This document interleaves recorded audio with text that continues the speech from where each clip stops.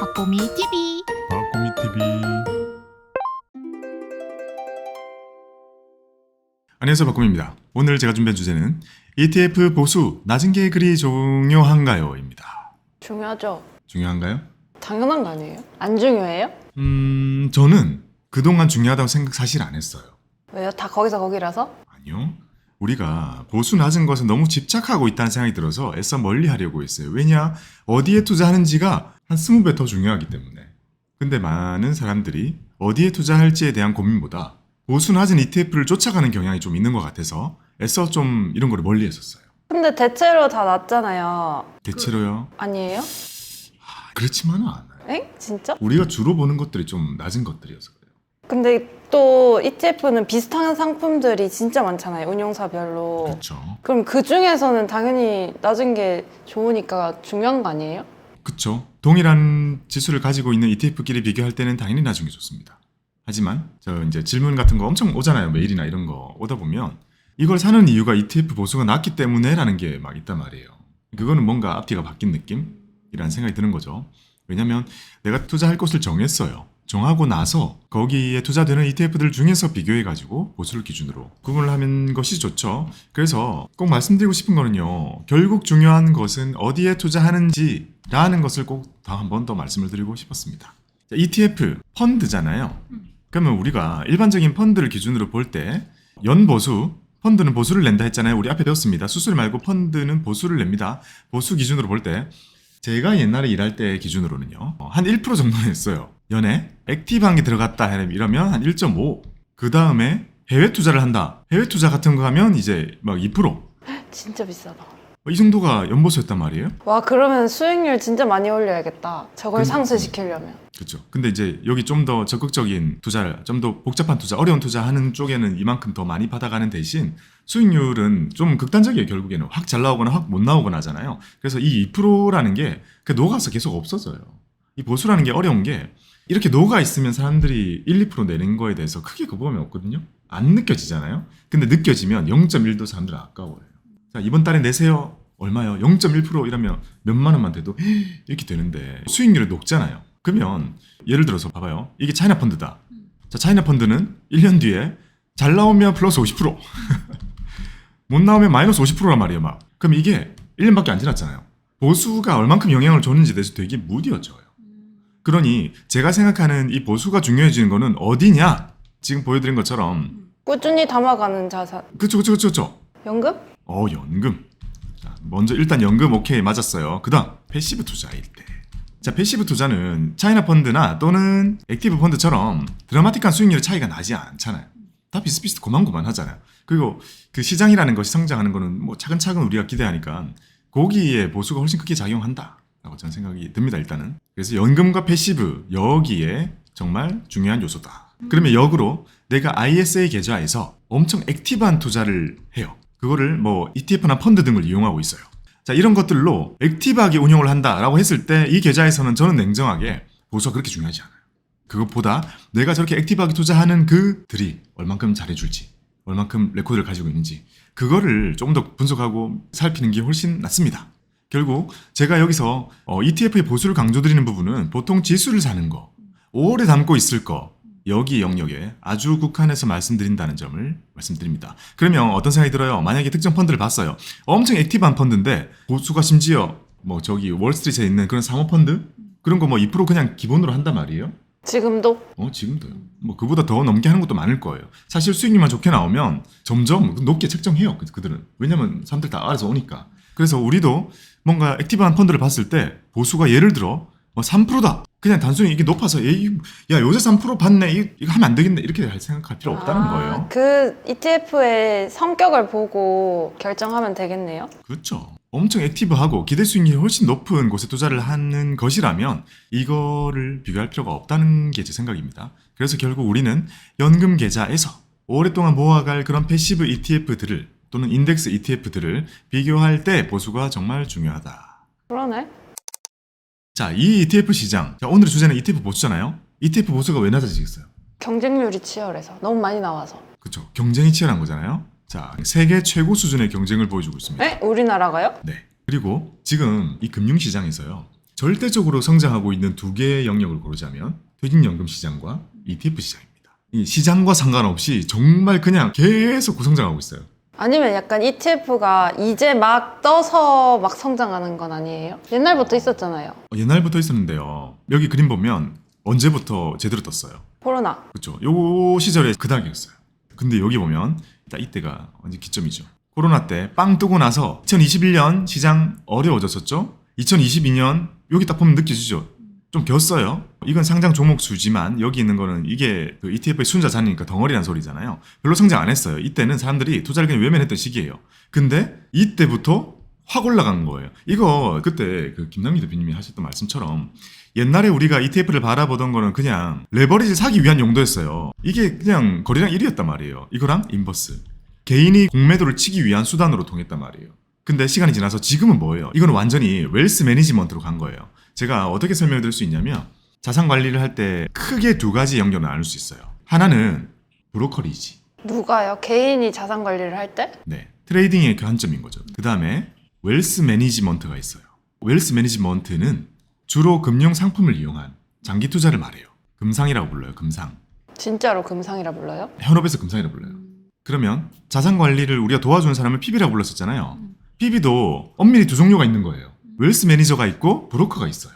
우리가 만났을 때 브로커를 만나가지고 제가 연금 계좌를 모아갈 건데 혹시 이렇게 뭐 안정적인 포트폴리오 이런 거 얘기하면 안 맞아요. 그 사람들은 그런 관심 없어요. 웰스 매니저한테 가가지고 괜찮은 종목 있나요? 몰라요. 그러니까 나눠지는 거예요. 이걸 구분하는 게 좋아요. 저는 이쪽에 일했었어요. 진짜? 근데 어떻게 약간 밑에 같은 사람이 됐어요? 그쵸. 그러니까 위에 게 힘들다는 걸 깨달았어요. 참고로 예전에 브로커리지가 세던 쪽이 대우증권, 현대증권, 메리츠 막 이런 쪽이에요. 이쪽은 그냥 이 직원이 공부해가지고 이 주식을 막 같이 발굴하고 공부하고 이런 쪽으로 해서 어쨌든 여기서 플러스 알파를 만들어내는 게 목표였거든요. 근데 당시에 미래셋, 삼성증권 이런 쪽은 이 웰스 매니지먼트가 엄청 발달했어요. 약간 미래 장기적으로 보고 판단하신 거 아니에요? 사실 그게 맞아요. 잘 생각해봐요. 웰스 매니저 쪽이 조금 더 오너 기업에 가까워요. 금융사가 오너 기업이잖아요. 그러니까 어차피 이번 달에 올해 수익을 확 낼 필요 별로 없이 그냥 차곡차곡 계속 커지는 게 나아. 그러니까 약간 그런 전략이 가능했던 거고 브로커리지에 초점을 맞춰져 있던 곳은 사람들이 다 이제 올해 확 수익을 잘 내서 큰 성과급을 받아갈 생각 같은 걸 많이 가지고 있고 위에 있는 사람들도 이게 오너십이 아니었었거든요. 주로 예를 들면 금융지주사 계열사 뭐 이런 쪽이다 보니까 올해 이제 실적을 찍어야지 올해 업적을 쌓아야지라는 게 좀 더 강했던 것 같아요. 아무튼 저는 이제 위에 브로커리지에 지쳐가지고 웰스 매니지먼트를 되게 많이 하는 특이한 직원이었죠. 근데 이게 PB할 때 나뉘어져 있는 건 아니죠? 다들 섞여 있는데 그 중에서 성향이 다 다른. 아니요. 엄밀히 나눠져 있다고 보는 게 맞아요. 그래요? 그러니까 회사 정책적으로도 나눠져 있기도 한데 이제는 그 안에서 개별적으로 나눠지기도 해요. 그런 거 있잖아요. 브로커리지 하고 있는 친구한테 야, 나 월배당 ETF 뭐 좀 할까 이러면 대답 못 해주는 거예요. 별로 관심 없을걸요? 이렇게 얘기하겠죠. 형 그거 하는 것보다 이게 더 나을 것 같은데? 관점이 다릅니다. 아무튼 우리나라 시장은 제가 볼 때 이 코로나 이전까지는요. 철저하게 브로커리지가 대세였어요. 레버리지 사고 인버스 사고 코스피 200, 1200 찍으면 인버스 사고 1950 찍으면 레버리지 사고 이것만 계속하면 그냥 누적 수익률 빵빵빵 이런 생각을 많이 했었단 말이에요. 근데 시간이 지나면서 이 웰스 매니지먼트에 대한 필요가 확 커지면서 우리가 이렇게 어려운 시장 겪고 나니까 투자 결국에 모아가야 되는 거더라. ETF 모아가야 되는 거더라. 미국 주식 사고 배당주 사고 리츠 사고 다양한 자산 포트 짜서 모아가야 되는 거구나 라고 생각하면서 이게 더 급격히 성장했다고 저는 생각합니다. 그래야지만 이게 좀 설명이 되겠죠. 그래서 지금은요 157조 원의 ETF의 자산이 있습니다. 어느 정도예요? 일단 이 수치만 보면 헷갈리잖아요. 여기 보면 이 파란색 바가 총 자산을 얘기하는 건데 순자산 가치라고 하죠. 여기 보면 150조잖아요. 얼만큼 성장했는지를 보면 제가 일할 때 기준으로 40조가 안 됐어요. 40조가 안 되던 시장이 지금 150조 원까지 성장을 했기 때문에 엄청 고성장을 하고 있다라고 보시면 됩니다. 150조 원 대략 비슷한 거 얘기해 줄게요. 우리나라에 있는 연금저축, 펀드, 보험, 신탁 다 합한 게 저 정도 됩니다. ETF 들어있는 건 몇 개 없단 말이에요. 그게 저 ETF 거의 안 들어있잖아요. 우리나라에 존재하는 모든 700만 가입자의 연금저축을 다 합한 게 저 정도 되고 그 정도의 사이즈다 보시면 돼요. 큰 건가? 보통 일반적인 기업들 바라볼 때 시가총액이 1조 넘으면 대기업이라고 했죠. 근데 157조 원이니까 대기업을 한 100개 살 수 있는 정도의 사이즈. ETF 시장이니까 요거는 상품 시장이니까 사실 이게 다 흩어져 있는 거죠. 어쨌든 이게 157조 원입니다. 상식을 위해 우리가 방금 말했던 연저 150조 원. 퇴직연금 얼마죠? 얼마죠? 와, 많이 늘었던데. 좀 있으면 400조 되겠던데. 에? 그렇게 많아요? 380조인가? 그래요. 미쳤어요. 퇴직연금이 정말 고성장하고 있어요. 통계 낼 때마다 저 약간 감당이 안 됩니다. 너무 커져가지고. 문제는 뭐죠? 안 한다? 다 현금. 380조 현금. 저번에 봤죠? 이거 투자하는 거 비율 뭐 몇 프로 안 됩니다. 노력해야 됩니다. 이거 퇴직연금 데이터 좀 더 제가 가져와서 영상 만들게요. 아무튼 ETF 성장이 커지고 있다는 것은 연금저축 그리고 퇴직연금 그리고 ISA와 같은 모든 것들이 성장하고 있는 것을 함께 하고 있는 겁니다. 그리고 ETF의 종목 수는 여기 이 빨간 표시거든요. 옛날에 제가 있을 때는 100여 개 있던 게 지금은 873개. 와 진짜 900 찍겠다. 거의 뭐 1000개 찍겠네요. 근데 이게 많은 게 좋냐? 사고자 하는 사람 입장에서는 나쁘지 않지 않아요? 고를 게 많으니까. 네, 좋아요. 근데 너무 과하게 경쟁이 일어나서 문제점은 없어요? 문제점이요. 우리한테 느끼는 문제는 없어요. 아니 이게 너무 무분별하게 나와도 괜찮은 거예요? ETF가? 시장 전체로 보면 문제가 있을 수 있죠. 예를 들면 ETF는 50억이 안 되게 되면 언제든지 상장 폐지가 될 수 있잖아요. ETF가 많아지게 되면 자연스럽게 그런 것도 늘어나겠죠. 그러면 그런 거 사서 가지고 있던 사람들이 이제 상패 같은 거 하게 되면 당황스럽고 나 원치 않는 매도를 당했고 뭐 이런 짜잘한 문제가 생길 수는 있죠, 많이. 하지만 제가 생각할 때는 많아서 나쁠 건 없을 것 같아요. 이게 시장 원리잖아요, 또 자연스럽게. 그 중에 우리의 선택을 받는 것들은 커지는 거고 안 받는 것들은 없어지는 거니까 이게 해마다 지금 일주일에 몇 개씩 상장하잖아요. 몇 개씩 상패도 됩니다. 지금도요? 지금도요. 계속 상패되는 거 우리가 모르고 있잖아요. 그러니까 인기가 없고 이렇게 없어지는 것들 그 자체가 저는 긍정적인 시장이라고 생각해요. 일단 많은 것들은 경쟁이 많고 자, 문제. 우리는 소비자잖아요. 생산자 입장으로 건너가 봅시다. 운용사들이 저렇게 많이 하면 관리 너무 어렵고 또 경쟁하면서 지금 뭐 하죠? 주제처럼 보수 경쟁하잖아요. 보수 막 0.0 막 1을 낮춘단 말이에요. 돈이 안 돼요. 그러면 막 1000억씩 모여가도 회사가 돈이 뭐 거의 안 돼요. 그러면 우리 생각해 봅시다. 우리나라에 있는 ETF 회사들 중에서요. 보수 경쟁을 할 수 있는 곳들만 하고 있는 거예요. 아 감당 가능한 곳만? 그러면은 거기에 참여를 안 하는 사람들은 뒤처지겠네요 계속? 그러니까 이제 원래 대형 금융사들이 점점 유리해질 수밖에 없는 구조로 가고 있고 미국은 이미 그렇게 됐잖아요. 그러니까 이게 지금 봐봐요. 엄청 큰 형님이 있는 금융 계열사 그런 데서는 운용사 만약에 돈 많이 못 벌어도 은행이 돈 많이 벌잖아요. 그래서 괜찮아? 괜찮아요. 걱정할 필요 있다 없다. 없다. 그거 걱정할 필요 없어요. 우리가 0.01 받으면 이거 뭐야 돈이 하나도 안 되는데 직원도 월급도 못 줄 것 같은데 걱정할 필요 없다. 주로 그런 쪽에서 경쟁을 하고 있습니다. 자, 이런 경쟁 진짜 많이 하기 때문에 생긴 현상 중에 하나가요. 첫 번째가 보수 인하 경쟁. 그 다음에 2차전이 시작됐습니다. 뭘까요? 브랜드 인지도 높이기? 인지도 높이기. 그렇죠. 인지도 높이기. 인지도 경쟁이 일어났어요. 자, 이거는 또 제가 현업에 있었으니까 어떻게 얘기해 줄 수 있냐면 자, 원래는 ETF 회사, 자산운용사잖아요. 자산운용사에서 제일 챙기는 쪽은 은행, 기금. 이미 돈이 모여 있기 때문에 그들을 챙기는 게 훨씬 나았죠. 새로 누군가를 어디 가서 뭐 개인을 대상으로 세미나를 해서 개인을 끌어들이겠다. 돈도 안 되죠. 뭐 100명이 새로 ETF 시작해도 그 얼마 안 된단 말이에요. 그러니까 예전에는 우리가 은행에 있는 돈과 기금이 훨씬 컸기 때문에 거기에만 포커스가 맞춰져 있었단 말이에요. 그래서 제가 있던 디지털 마케팅 제가 했었거든요. 부서에 2명. 왜냐? 아무도 안 봐. 개인 투자자 대상으로 했던 거의 유일한 일을 하고 있잖아요. 아무도 안 봐요. 그만큼 ETF는 개인에게 어필을 할 이유가 없었어요. 옛날에 그런 거 본 적 있어요? 뭐 코덱스 ETF가 막 우리한테 광고를 한다 이런 거 없었잖아요. 근데 동학개미운동 이후에 이 개인 투자자들이 ETF 시장에 엄청나게 큰 손으로 떠올랐습니다. 주식을 하던 사람들이 많이 깨달은 거죠. 아 이거 내가 할 게 아니구나. 그러면 차라리 운용사에서 한 달이 걸친 여기서 리스크 관리를 좀 어느 정도 해줄 테니까 난 이결하면서 내 삶을 지키는 게 낫겠구나 라고 깨달은 사람들이 너무 많은 거예요. 그래서 이 사람들이 ETF 시장으로 막 몰려드니까 갑자기 은행에 모여있던 돈 그리고 뭐 기금 그거는 뭐 요새 멈춰 있잖아요 막. 근데 개인들이 막 성장하니까 갑자기 인지도 경쟁이 불이 붙었거든요. 그래서 지금 일어나고 있는 일들이 리브랜딩을 하고 있습니다. 리브랜딩 이거 전문 용어로 뭐라 불러요? 오픈빨. 그럼 여기에 우리가 빨리 캐치를 해야겠구만. 이용을 하는 거죠. 그러니까 혜택을 보기 위해서. 그렇죠. 우리는 이거 이용해야죠. 이런 거예요. 우리가 있는 이런 빌딩에 1층에 뭐 갈비집이 오래 있었어요. 오랫동안 장사가 잘 된 가게면 괜찮아. 근데 장사가 오래 안 되고 있었어요. 근데 갑자기 요즘에 갈비가 막 떠요. 그러면 뭘 해볼 수 있어요? 인테리어 새로 하고 회사 이름 바꾸고 그 리브랜딩 해서 뉴 오픈 할 수 있잖아요. 그런 것처럼 자산운용사들이 이 브랜드를 지금 리브랜딩하는 게 엄청나게 트렌드입니다. 저도 헷갈릴 만큼 이름이 헷갈려요. 지금 보면 바뀌기 전과 바뀌기 후를 다 적어놨는데 바뀐 곳이 더 많아요. 그러기엔 저는 스마트, K-탑, KB 스타일 이거 빼고는 다 이후 걸 알겠는데? 그쵸. 이후 것만 알고 있는 게 리브랜딩에 성공한 거죠. 오히려 처음 봐요. K-탑, 스마트. 그쵸. 여기 보면 제가 큰 운용사 순서대로 이렇게 쭉 해놓은 거란 말이에요. 그러면 삼성의 코덱스와 미래에셋의 타이거는 안 바꾸고 있어요. 워낙 여기는 잘 되고 있어서? 개인들한테도 인지도가 좋다라고 볼 수 있겠죠.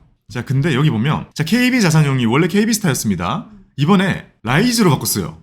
그 다음 한국투신운용의 킨덱스가 에이스로 바뀌었어요. 요거는 작년에 했죠. 근데 리브랜딩 정쟁이 불붙은 이유를 정확히 알려드리겠습니다. 여기 보면 신한자산용이 옛날에 스마트였는데 인지도가 너무 없었어요. 근데 솔로 바뀌고 잘 되고 있죠. 저 괜히 놀랐잖아요. 솔 되게 크지 않나요? 라고 생각을 할 만큼. 그리고 여기 막 뉴진스 붙어 있고 이러니까 더 좀 같이 붙잖아요. 지금 정확히는 신한이 스마트에서 솔로 바뀐 게 훨씬 전이에요. 언제쯤인데요, 저게? 근데 저거 제 수업들은 그 2022년 말에도 솔로 알았거든요. 맞아요. 그럼 꽤 오래된 거 아니에요? 꽤 오래됐어요. 신한이 은행의 색깔을 좀 벗겨내기 위해 신한이라는 말 대신 솔을 써가지고 이렇게 싹 다 바꿔버렸어요. 그랬는데 이게 성공적이었어요. 성공적이어서 자 일단 여기서 1단계 성공이 이루어졌어요. 오, 효과 있는데? 자 2단계 성공은 어디서 이루어졌냐면 작년이죠. 한국투자신탁운용의 킨덱스 이름이 원래 코덱스랑 같은 뜻이에요. 코리아 인덱스라는 뜻입니다. 한국을 대표하는 인덱스인데 코덱스에 약간 그런 느낌 들죠. 코덱스의 동생 느낌 들어버리잖아요. 그런 거에 약간 눌려있긴 했거든요. 원래 엄청 크고 잘 나가는 곳임에도 불구하고 이 킨덱스 이게 약간 존재감이 계속 없어지고 있었거든요. 근데 작년에 에이스로 사명 변경을 대대적으로 했는데 대성공했습니다. 잘했다. 근데 킨덱스 진짜 눈에 안 들어와요. 그쵸. 내가 잘못 적었나? 뭐 이런 생각하는 사람도 있고 그래가지고 아무튼 이 에이스로의 변화가 성공적이었습니다. 우리 여기 광고도 좀 몇 개 했잖아요. 그 중심에 있었던 거죠. 우리 역할도 쬐끔 그리고 여기 에이스로 바꾸면서 지하철에 광고 붙이고 저 진짜 그거 보고 감격했다니까요. 제가 엄청 오래전에 미국에 놀러 갔었는데 미국의 지하철에 아이시어스 광고가 있는 거예요. 블랙록 자산운용의 ETF 광고 아이시어스 하면서 뜨는 거예요. 저 진짜 세상에 자산운용사가 지하철 광고를 해? 대박이다라고 진짜 많이 놀랐었거든요. 왜 대박이에요? 왜냐면 우리나라에서는 자산운용사들과 개인은 무관했기 때문에. 굳이 그렇게 대대적인 광고를 할 필요 없는 곳이라는 인식. 우리는 ETF 그렇게 안 샀거든요. 근데 똑같은 일을 작년에 이동욱 모델 썼거든요. 에이스가. TV에도 나오고 지하철에도 막 이동욱 얼굴 붙어있고 막 에이스 붙어 있는 거예요. 그래서 와 세상이 이렇게 변하다니. 우리나라 지하철에서 ETF 광고를 보다니 아무튼 되게 기분이 좋았단 말이에요. 그만큼 WM 기반으로 한 자산 관리가 커져가고 있는 거구나라고 생각을 합니다. 그래가지고 이 에이스가 대박이 납니다. 잘 돼요. 이 두 개의 성공을 이끌어내다 보니까 당연히 벤치마크 해야죠. 그래서 이 순서는 잘 모르겠는데 아무튼 최근에 한화자산운용, 자 한화 아리랑입니다. 아리랑 뭐가 제일 유명해요? 고배당주. 아리랑 고배당주 엄청 유명하잖아요. 제가 맨날 얘기하잖아요. 어딜 가도 입이 마르고 닳도록 얘기를 하잖아요. 아리랑 고배당주의 과거 레코드는 슈드보다 좋거든요. 배당 성장률도 더 높아요. 그래서 아리랑 고배당주를 그렇게 말씀 많이 하고 다녔는데 사실 다른 것보다 걔가 너무 잘하고 좋았단 말이에요. 심지어 이제 월배당을 바꿨잖아요. 너무 좋아요 했는데 요새 검색하면 안 나와요. 왜냐? 최근에 한화의 아리랑은 플러스로 바꿨습니다. 아니 근데 이게 보니까 원래 KB스타 뭐뭐뭐였으면 지금은 라이즈 뭐뭐뭐 이렇게 바로 바뀌잖아요. 네. 무조건 바뀌어야 되는 거예요? 그쵸? 그럼 너무 아깝잖아요. 아리랑 고배당주는? 너무 입에 붙었는데? 그래서 아마 많은 사람들이 지금 플러스를 모를 거예요. 그리고 플러스 저렇게 바뀌는 거를 막 광고를 하고 있겠죠. 근데 우리가 거의 못 보는 거잖아요. 그러니까. 저도 처음에 막 바뀐다 하길래 정신이 좀 없더라고요. 뭐가 뭘로 바뀌었다고? 라이즈? 플러스? 막 헷갈리는 거예요. 그렇게 검색하다 보니까 한화가 플러스를 바뀌었더라고요. 그러면 플러스 고배당주예요? 네. 몰랐죠. 플러스 고배당주입니다. 아깝다. 저는 개인적으로 아리랑 좀 좋아했거든요. 이 어감. 그러니까. 한국 티켓을 좋아해가지고. 그래도 어쨌든 지금의 트렌드에 부응하는 거죠. 전통적인 색깔을 벗겨내는 게 지금 어쨌든 필요한가 봐요. 그래서 여기서 또 새로운 변화를 보여줄 것 같은데 그와 거의 비슷한 동시에 KB자산운용. 자, KB자산운용 이름 딱 들으면 KB가 붙어 있잖아요. 이것도 신한처럼 솔 같은 걸 쓰지 않으면 이 은행의 색깔을 이제 지워내기 힘들단 말이에요. 이게 KB스타였어요. ETF 이름도. 이게 라이즈로 바뀌었어요. 그러니까 매칭이 잘 안 되잖아요. 그걸 노린 거죠. 약간 은행의 이미지가 안 보이게끔. 그쵸. 그게 있죠. 근데 그게 좋아요? 은행의 이미지를 벗는 게? 이제는 통하는 것 같아요. 왜냐하면 제가 몇 번이나 얘기했던 게 이 자산운용사의 비즈니스 모델 자체는 안정성이 그렇게 중요하지 않아요. 내 돈이 어떻게 생각지도 못한 리스크로 없어질 가능성이 구조상 거의 없어요. 그러니까 큰 운용사가 운용상의 이점은 가질 수 있을지언정 큰 운용사를 디폴트 리스크가 적다 이런 생각으로 할 필요는 없단 말이에요. 그러다 보니까 이제 이 전통적인 색깔을 가지고 있는 게 그렇게 이제는 안 통하는가 싶습니다. 저도. 마치 그런 거랑 비슷하지 않을까요? 도요타 차에서 렉서스를 만들어서 성공하고 그 다음에 현대차에서 제네시스를 만들어서 성공하잖아요. 그런 거 되게 많이 있어요. 뭐 닛산에서는 인피니티를 만들고 그런 거 보면 우리가 아는 사람은 그냥 알죠. 야 이거 여기서 만든 고급 브랜드잖아. 뭐 링컨이니 이런 거 다 그런 거잖아요. 근데 우리가 안다고 하더라도 소비자들이 결국에 이 상품을 바라볼 때 느끼는 감정은 다르다는 거예요. 그런 면에서 전통을 끊어내고 나서는 이제 엄청 젊은 이미지 이런 게 강조되고 있잖아요. 그 상태대로 받아들인다는 거죠. 근데 제가 느낄 때 소울은 젊은 느낌으로 좀 간 것 같거든요. 완전 어린. 뉴진스 때문이겠죠? 소울은 그런 느낌이잖아요. 라이즈는 제가 살펴봤을 때 오히려 연금 컨셉으로 가요. 이제. 그럼 약간 저기 타이거랑 비슷한 거 아니에요? 그쵸. 타이거가 약간 연금 컨셉에 특화돼 있었잖아요. 옛날부터. 이제 미래셋이 그걸 워낙 잘했으니까. 그래서 그런 색깔을 좀 입혀가는 것 같고, 그리고 코덱스 같은 경우에는 사실 연금 컨셉은 아니잖아요. 연금 컨셉보다는 한국 대표 느낌이란 말이에요. 그러니까 글로벌 한국 대표 같은 느낌이 많이 심어졌다면 밑에도 조금씩 그런 게 갈라진다는 게 좀 특이하다라는 생각이 듭니다. 그래도 방향은 얼추 잘 잡고 있는 것 같지 않아요? KB 측에서. 근데 이제 그 길을 선택하는 운용사가 그렇게 많은 것 같지는 않은데, 근데 봐봐요. 저는 여기 좀 칭찬해주고 싶은 게 KB스타가 제가 개인적으로 사람들한테 얘기해주거나 포트를 짜주거나 할 때 KB께 되게 많이 들어있었거든요. 왜요? 보수가 싸기 때문에. 보수가 싼 게 많았는데 근데 그동안 광고를 너무 안 했잖아요. 우리한테 인지도가 너무 없었단 말이에요. 그래가지고 그냥 혼자 아름아름 쓰고 있었는데 라이즈로 바꾸면서 어쨌든 컨셉을 약간 연금으로 잡았댔잖아요. 이 뒤에 제가 가지고 왔거든요. 그건 좀 칭찬할 만한 것 같아서 연금 컨셉을 가지고 오면 제일 중요한 게 보수잖아요. 그래서 보수를 엄청 낮췄어요.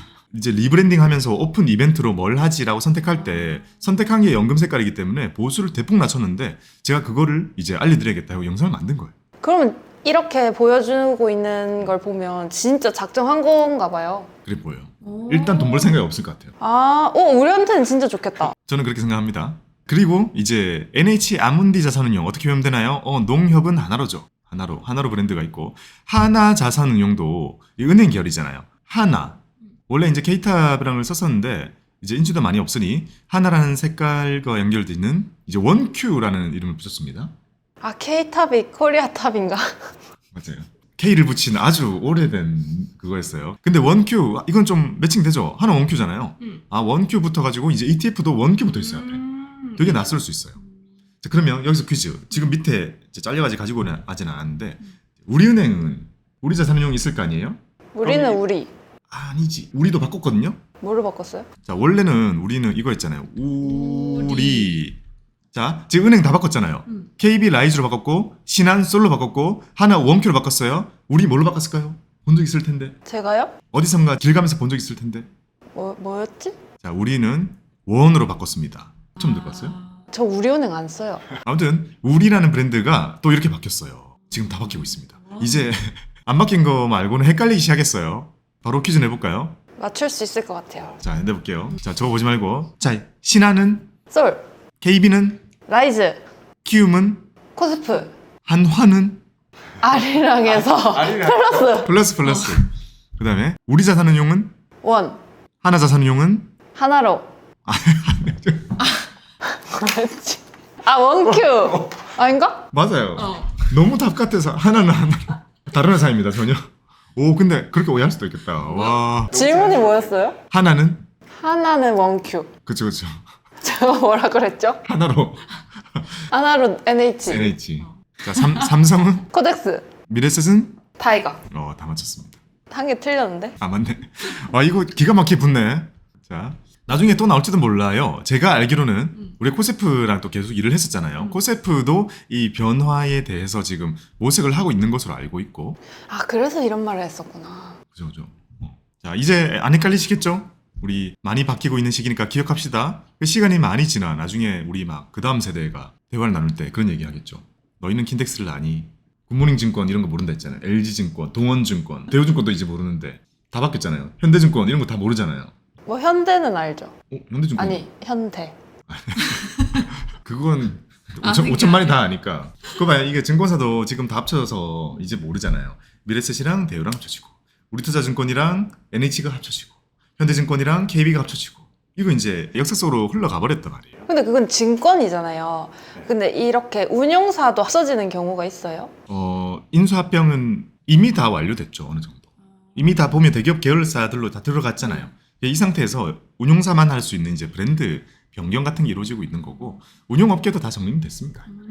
그럼 이대로 가겠네요. 여기서 이제 경쟁을 하겠네요. 네, 이런 업계에서 느낄 수 있는 얘기를 좀 전달드렸습니다.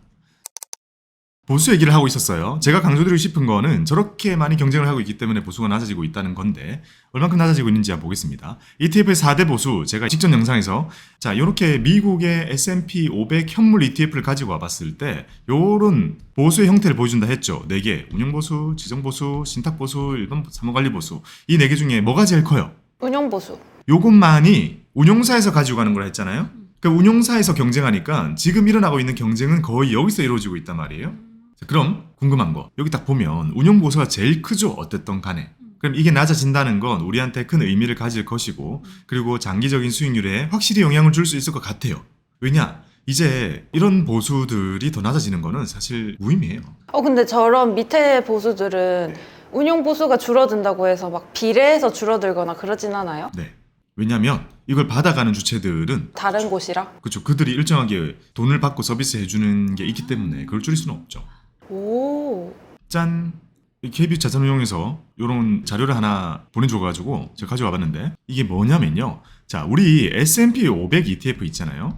자, 여기에 투자를 하는 거예요. 근데 하나는 0.5%, 하나는 0.01%로 투자를 했을 때의 차이를 나타낸 거예요. 시뮬레이션 돌린 거죠. 자, 위에 있는 게 보수 0.01 그리고 밑에 있는 게 0.5란 말이에요. 자, 0.5는 우리가 과거에 좀 내던 경쟁이 있기 전에 수수료 정도 같은 거예요. 그러니까 우리가 과거에 높은 것들 아직 가지고 있는 것들은 보수 인하 안 한다 했잖아요. 그런 것들 가지고 있으면 0.5를 내고 있는 걸 수도 있어요. 하지만 지금 우리가 검색해가지고 S&P 500 똑같은 거 어차피 살 거면 검색하면 0.01짜리가 많단 말이에요. 그거를 샀을 경우에 처음에는 느껴지는 게 없겠죠. 근데 이게 누적이 돼가지고 대략적으로 한 24년 정도 돼 보이는데 2000년대부터 투자를 한 거잖아요. 24년 투자를 한 거고 여기 끝에 차이가 한 12% 이상 나요. 그죠? 오. 자, 24년이면 자 우리가 생각해 봅시다. 우리가 지금 열어가지고 연저 투자한다, IRP 한다. 언제까지예요? 이거 50년, 70년을 했잖아요. 최소 진짜 50년, 70년 100살까지 가지고 갈 계좌가 된단 말이에요. 50년, 70년 동안 투자를 해야 되는 계좌에서 보수의 차이라는 게 누적이 된다면 이것보다 훨씬 커질 겁니다. 근데 이게 금액이 커지면 12% 차이 진짜 큰 거예요. 왜냐 이때가 1억 막 이렇게 덩어리가 만들어졌다. 그럼 이거 1200만 원 차이라는 소리잖아요.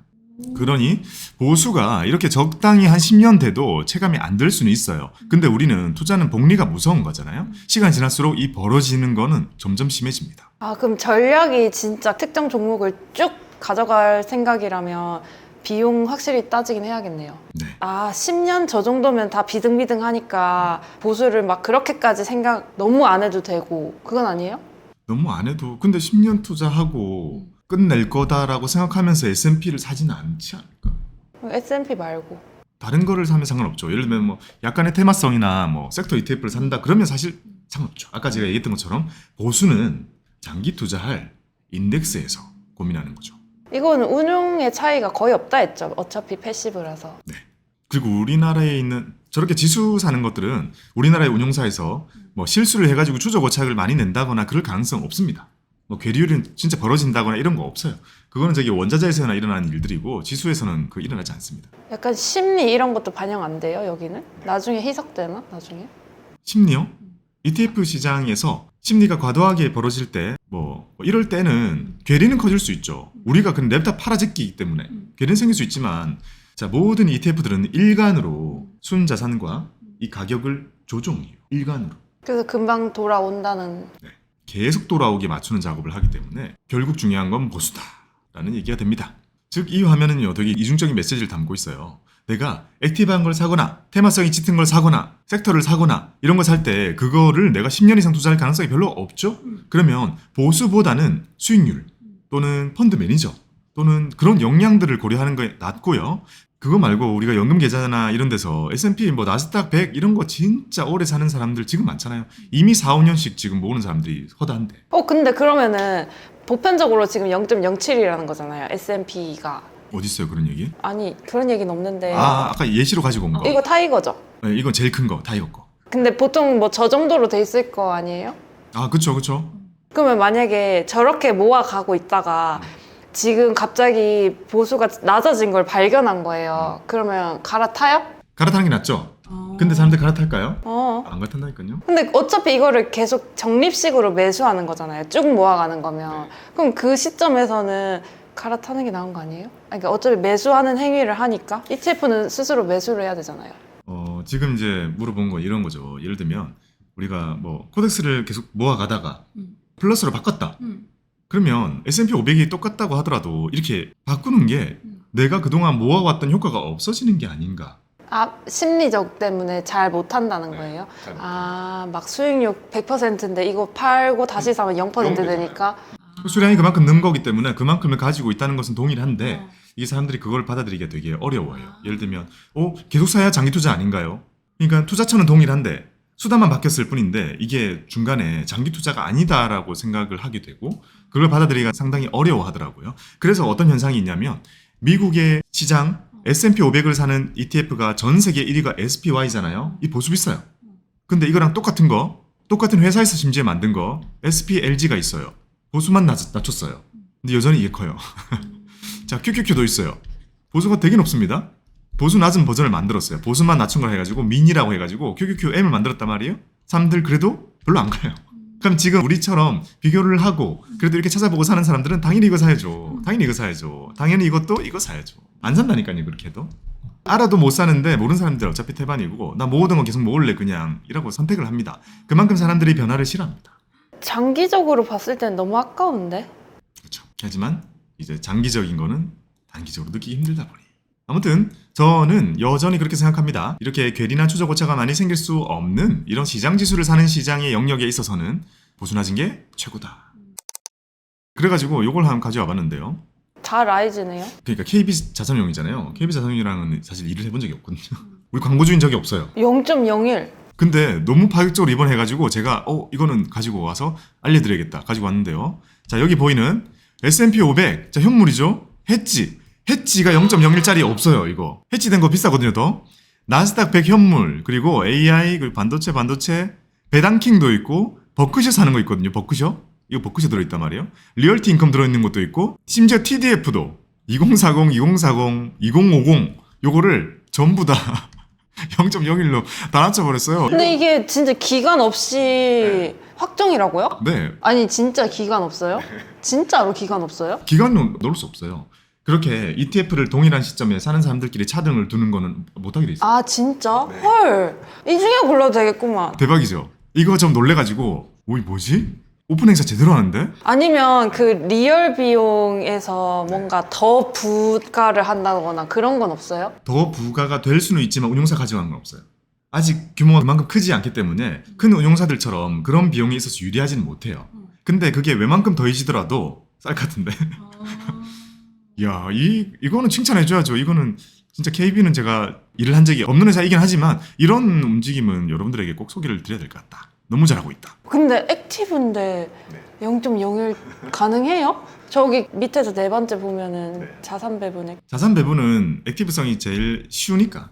그래요? 자산 배분은 되게 쉽잖아요. 와, 근데 대박인 게 반도체 뭐 이런 것들은 어떻게 보면 사람들이 좀 테마적으로 담는 거잖아요. 근데 예전에 보니까 2차전지 그 ETF도 보수가 진짜 높았거든요. 테마는 높아요. 그러니까. 근데 이것도 이렇게 내려줘도 되나? 그러니까 이게 그런 게 많이 키지는 못했고 요 정도?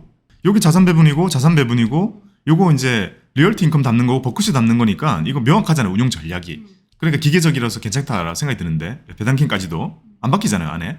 그 지수 담는 거 이해가 되는데 그래도 이 오픈 행사 하려면 이 정도를 선택해서 넣은 게 아닌가 싶은데요. 심지어 이거 아주 액티브성이 있을 법한 것도 0.01로 이렇게 행사를 하네요.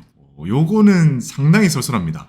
그리고 제가 무엇보다 놀랬던 거는 KB스타 미국 S&P 500 해지된 거 이거를 제가 가장 많이 말씀드리고 있었거든요. 최근에는. 그리고 얘는 해지됐기 때문에 다른 친구들보다 보수가 비쌌어요. 근데 그것도 그냥 같이 낮춰버렸네.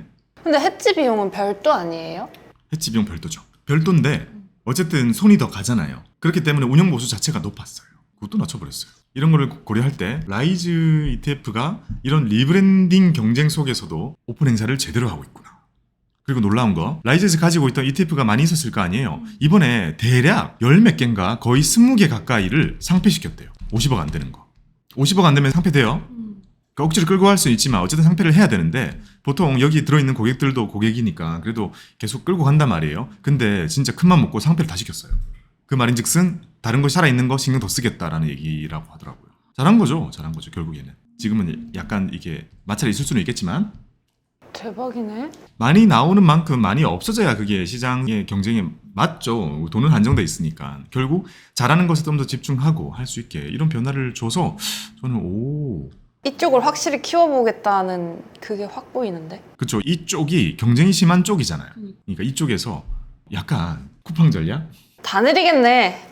다 내려라. 다 내리게 만들어라 제발. 다 0.01로 가는 겁니다. 0.01로 가면 이제 어떻게 될지 모르겠지만 우리는 여전히 전 세계에서 제일 싸게 ETF를 할 수 있는 국가가 되는 거죠. ETF 보수가 낮아지면서 좋은 것 중에 하나는 우리가 뭐 예를 들면 슈드나 제피나 스파이나 QQQ나 이런 것처럼 미국에 있는 지수를 바로 살 때는 ETF 보수를 안 내고 살 수 있지만 그들의 보수가 우리 거랑 비교하면 훨씬 높거든요. 근데 이거를 우리가 이제 ISA 계좌나 연금 계좌에서 사버리게 되면 전 세계에서 가장 낮은 보수로 세금 없이 막 그렇게 투자가 가능해진다니까요. 그래서 이게 이제 비용은 거의 거의 소멸 단계까지 가고 있습니다. 약간 옛날에 11번가랑 뭐 옥션이랑 지마켓이랑 다 잘 나갔잖아요. 엄청난 경쟁들이 있었는데 쿠팡이 처음 나왔잖아요. 쿠팡이 적자 전략을 가져왔잖아요. 근데 결국 어떻게 됐어요? 완전 승자가 됐죠. 비슷한 게 또 뭐 어디 있었냐면 옛날에 이 증권 시장에서도 사람들이 주식 사고 파는 주식 매매 수수료가 증권사들의 주수익원이었단 말이에요. 그래서 그걸 절대 낮출 수가 없죠. 주수익이에요. 근데 키움증권이 나타났어. 그거를 거의 없애버린 거예요. 0.02로 이렇게 낮춰버려요. 그랬더니 처음에는 좀 주식 거래할수록 적자네? 애 생각이 가깝게 들었단 말이에요. 근데 지금 어떻게 됐어요? 막 싹쓸이 하고 있잖아요. 개인 투자자들 사이에서. 그런 것처럼 이게 지금 세상에서는요. 저런 적자 전략이 살아남았을 경우에는 대박이다. 엄청 많은 걸 가져갈 수 있는 전략인데 그런 것들이 유통에서 있었고 금융 브로커리지에서 있었잖아요. 이제 운용업계까지 그 전략이 이제 침투해가지고 지금 치킨 게임을 그냥 이렇게 하고 있는 거죠. 반도체에서 일어나고 있는 치킨 게임이 여기서도 일어나고 있습니다. 반도체도 결국 살아남아 있는 그 세 개 회사가 돈을 짝쓸이 하듯이 이 ETF 어떻게 될지 모르겠어요. 지금 우리가 그 역사의 시대에 살고 있을 것 같긴 한데 이렇게 낮은 보수 전제 결과 잘 모르겠습니다. 우리는 좋죠. 우린 좋죠. 우린 뭐 그 대기업들 경쟁하는 거는 환영입니다. 저는 환영이고 우리는 누리면 된다. 항상 뭐라고 말씀드리나요? 제가 누리자. 오픈 행사 하면 이거 열심히 누리시고 또 딴 데서 하면 또 누리고. 지금 오픈했어요? 이거는 다 이미 내린 거예요. 이미 다 내린 거. 이 뉴스에 표가 있길래 그냥 그대로 가지고 온 겁니다. 그래서 라이즈 ETF 잘하고 있는 것 같습니다. 광고를 같이 하긴 힘들 거예요. 우리는 이미 등등이 많아서 사실 할 수 없는 상황이긴 하지만 광고 아니니까 이런 거는 제가 가지고 올 수 있는 거잖아요. 이게 구독자들을 위한 일이라고 생각해서 또 가지고 와봤습니다. 저는 이벤트 같은 거 뜨문뜨문 좀 가지고 올게요. 요즘같이 장이 또 휘청휘청하고 오랫동안 이렇게 쉬어야 될 때는 그런 거 쏠쏠하거든요. 어떻게 느껴졌나요? 생각보다 놀랬죠? 응. 찐텐으로 놀라던데. 0.01. 너무 아름다운 숫자죠. 0.01. 0.01 우리가 봤던 게 저는 그거밖에 기억 안 나요. 미국 배당 다우존스. K슈드? 네. K슈드에서만 0.01을 봤었던 것 같거든요. 0.01까지는 거의 그렇게 많지 않은데 13개를 무려 0.01로 바꿨으니까 좋은 소식입니다. 0.01이면 진짜 낮다. 회사에서나 하는 셈이긴 한데 자 ETF를 1000억을 팔았어요. 얼마 남아요? 1억 남아요. 1000억 팔았는데 1억이면 뭐 사람 한두 명 월급밖에 못 줘요. 회사에서. 그러면 1000억 팔겠다가 아닌 거예요. 왜냐면 시장이 150조잖아요. 몇 조 가지고 오겠다는 거예요. 근데 지금은 엄청난 쏠림보다는 가능성이 있는 시기잖아요. 지금 뭐라도 하면 1조만이라도 가지고 올 수 있거든요. 1조만 가지고 오면 대박 나는 거죠. 그러니까 지금 이 엄청난 이 변화의 시작의 그 중심에 지금 있는 겁니다. 오, 진짜 시장 점유율을 목표로 하는 거네. 그렇죠. 진짜 돈 안 되네. 근데 이거 어차피 쿠팡은 지금 뒤늦게라도 그 멤버십 요금을 올렸지. 이건 요금을 올릴 수도 없잖아요. 아니면 새로 출시되는 상품들의 보수가 높아지려나? 그것보다는 미국 봐봐요. 블랙록 뱅가드 봐봐요. 모수가 너무 커지면 저것도 괜찮아요. 아, 거기 막 몇백 조씩 막 ETF 모여 있잖아요. 그렇게 되면 괜찮아요. 인베스코라는 ETF도요. QQQ 하나 가지고 먹고 살아요. 그러니까 히트작 하나가 나온다는 거예요. 이 중에. 히트작 하나가 나와가지고 지금 미래세세 S&P 500이 그 지금 4, 5점 몰려 있잖아요. 그런 식으로 하나만 뜨면 4, 5점 올리면 저것도 엄청난 돈이 되죠. 안전적으로 깔아주는 돈이 되니까. 어찌 보면 쿠팡 전쟁이 일어났을 때도요. 11번가 뒤에 SK 붙어 있죠. 그리고 저기 지마켓 뒤에 옥션 붙어 있죠. 그 뒤에는 저 미국의 이베이 붙어 있죠. 근데 이제 쿠팡은 그 뒤에 이제 그 비전 펀드 일본 소프트뱅크 돈 가지고 온 거잖아요. 그러니까 각자의 형님 믿고 그 돈 수혈 받아가면서 경쟁을 하는 거잖아요. 그리고 거기에서는 결국 승자가 나오기 마련인데 금융사 봐봐요. 뒤가 너무 빵빵해 다들. 그러니까 수혈 받으면서 경쟁이 일어날 거란 말이에요. 그 끝은 모르겠지만 이제 쿠팡 수준의 그런 효용을 우리가 누리는 거죠. 연금, 퇴직연금 그런 사람들도 되게 많이 끌어들이려는 노력을 병행해야겠는데요. 왜냐면 그냥 단순 지금 현 내수 시장만으로는 너무 작지 않아요? 아, 그렇죠. 그걸 완전 대놓고 노린 거예요. 연금 끌어오겠다라는 컨셉으로. 다음에도 또 이런 ETF 시장에서 일어나는 경쟁에 의한 좋은 소식 있으면 가져오도록 하겠습니다. 여러분들의 ETF 투자에 성토를 기원합니다. 감사합니다. 박보미 TV 박고미 TV